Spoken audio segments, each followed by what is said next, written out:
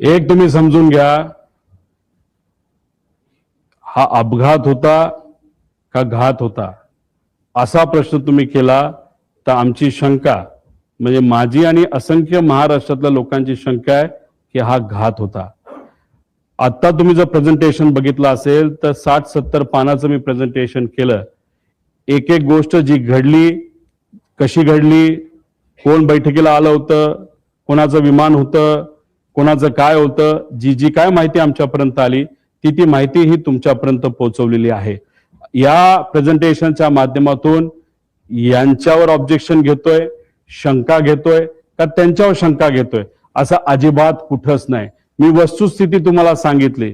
पण या बाबतीत विमान कंपनी जी VSR आहे, एरो नावाची हँडलिंग कंपनी आणि जो कपूर नावाचा पायलट होता, या 3 कंपन्या आणि व्यक्तीवर आमची शंका आहे.